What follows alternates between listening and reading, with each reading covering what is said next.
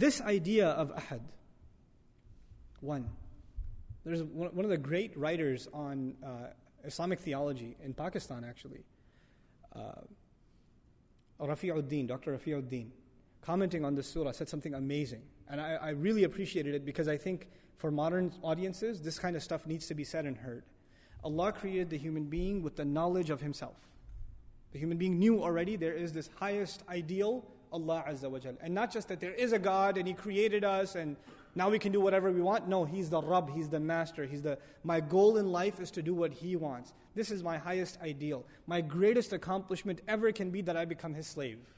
That would be the greatest honor I can have. The Messenger of Allah sallallahu alaihi wasallam, his greatest honor, Subhanalladhi asra bi abdihi. He becomes abd of Allah. The slave of Allah is a great honor. That's the goal in life. And Allah pre-programmed that goal inside every single human being. But if you lose sight of that goal, it is like this, you have this thirst, this hunger inside you to fulfill that goal. Allah created you with that. But when your appetite is not filled with healthy food, what do you fill it with?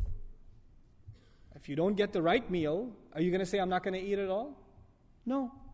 When a person is starving and there's no food of their preference, or there's no healthy food, there's even filth, barks of trees, will the human being still start chewing on that when it comes to that? They will.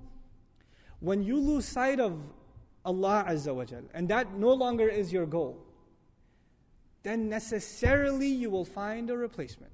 Necessarily. It is necessary to have something you aspire towards. That is the mission of your life. So the one who has found Allah, what happens to them? Inna salati wa nusuki wa mahyaya wa mamati lillahi rabbil alameen. It's very simple for them. The one who has really found Allah, their salah is for Allah, their sacrifices for Allah, their life and their death is now for Allah. The way they live, the way they eat, the way they sleep, what they want to do with their life, their long-term goals, their short-term goals, what are they going to do with their kids, why are they getting an education, where are they going to work, everything is now for Allah, that is their goal. But for the one who doesn't have that goal, they have to find another goal. And in old times there used to be idols, there used to be other religions, you find some other God. But in our times it's become far more pathetic. Far more pathetic. Now you have someone who's obsessed with their body and they're working out 18 hours a day. And their only goal in life is to just keep getting buffer and buffer.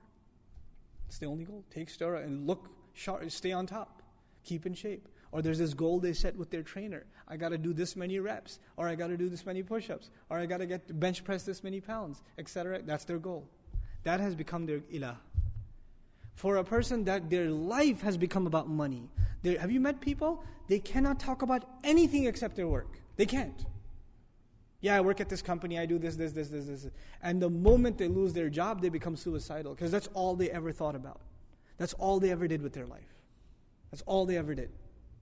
That becomes their goal. For some people, it's their children. They live for their children. They do everything for their children. Day and night they think about their children. There is no other thought running in their mind. There is no other goal before them than their children. That is all they run after. When you don't find Him, you will find something else. You will find something else, and you will run after it. And you will give your life to it. And there is no exception among human beings. And today it could be even a slacker. You could ask me, what about a slacker? You know those kids that play 20 hours of video games a day and don't get off the couch? Well, what is their goal? It is to entertain themselves. It is to fry their brain cells behind a screen. That is their ultimate goal.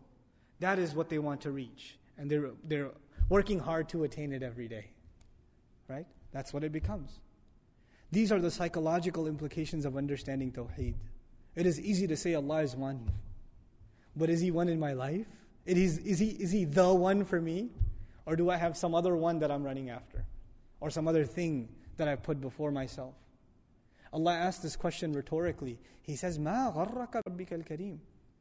What deluded you from your gracious Master? What was so important to you that you ran after, that you couldn't come after this? Subhanallah. Subhanallah. So when He uses this word, Huwallahu Ahad, its psychological implications, its implications on our attitude towards Allah, and how we think about our life completely changes. Now there is nothing more important to me than making Him happy. Nothing more important to me. than Him being pleased with me. Nothing more important to me than He forgiving me. Nothing more important to me that He would talk to me on the Day of Judgment telling me that I'm successful. He will look towards me. I will not be from the ones He turns away from. وَلَا يُكَلِّمُهُمُ اللَّهُ يَوْمَ الْقِيَامَةِ. Allah will not talk to them on the Day of Judgment. May Allah not make us from those people. These are some of the psychological implications of just internalizing ahad.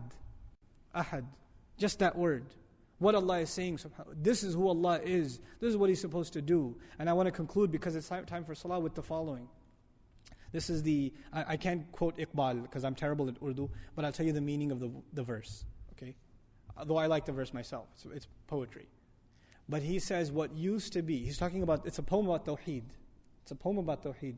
And he says what used to be something that burned in the hearts of men,